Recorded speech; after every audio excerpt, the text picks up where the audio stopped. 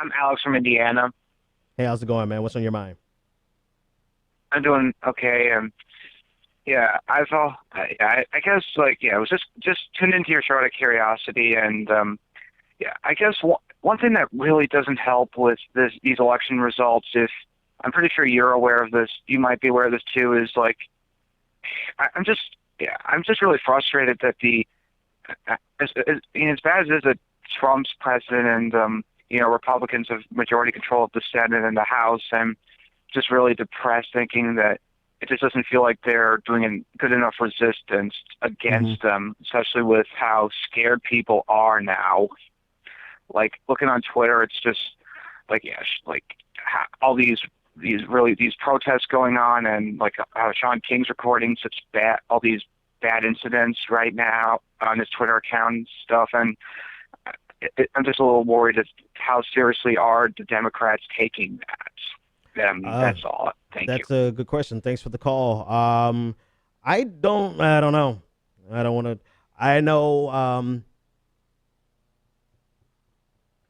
I know that it seems like a big portion is headed, they're going headlong back into the same mistakes that lost them the White House and the Congress and everything. And I know the problem is much deeper than just the federal level, that we are getting destroyed on the state level. I mean, we're getting crushed on the state level to the point where they are not too far away from amendment-sized majorities. Um, I know that, but I don't know that they learned their lesson. All I can say is let's see.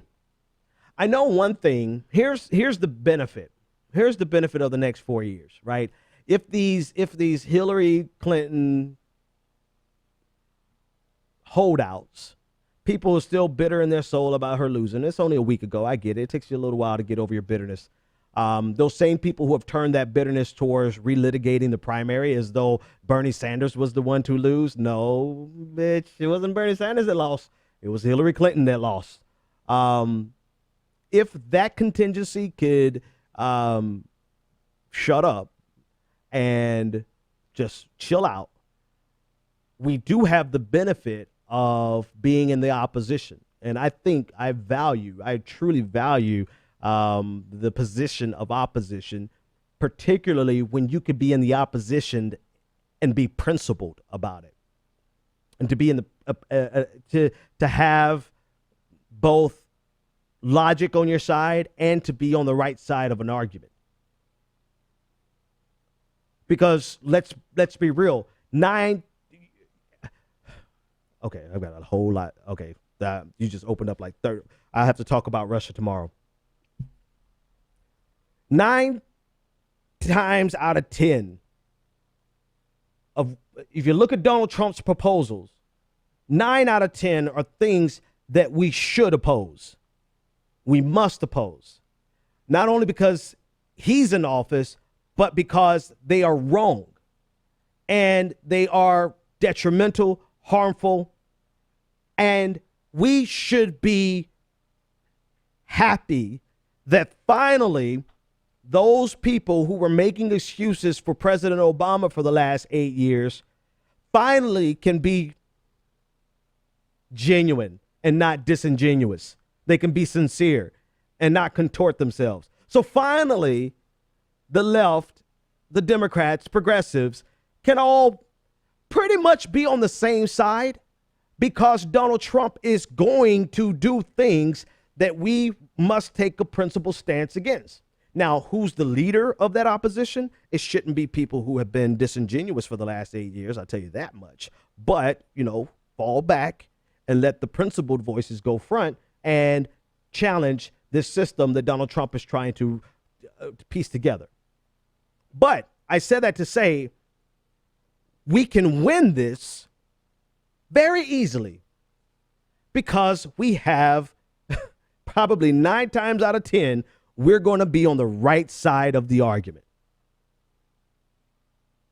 And then there's going to be that 1 time out of 10 where we're going to have to question ourselves and say, okay, are we going to oppose Donald Trump just because we want to oppose Donald Trump? Or are we going to go ahead and support him on this because it's the right thing to do? Some of us, that's where you're going to see the real character. Some of us are going to oppose him just because he's Donald Trump. Others of us are going to support him because it might be that one time out of 10 that he's doing the right thing.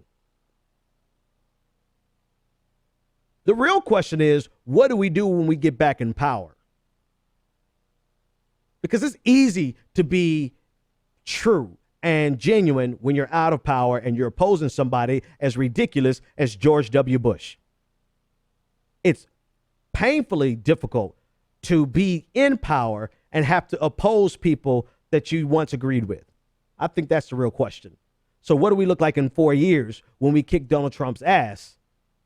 Do we go right back to justifying and excusing anything and everything that Democrats do? That's the real question.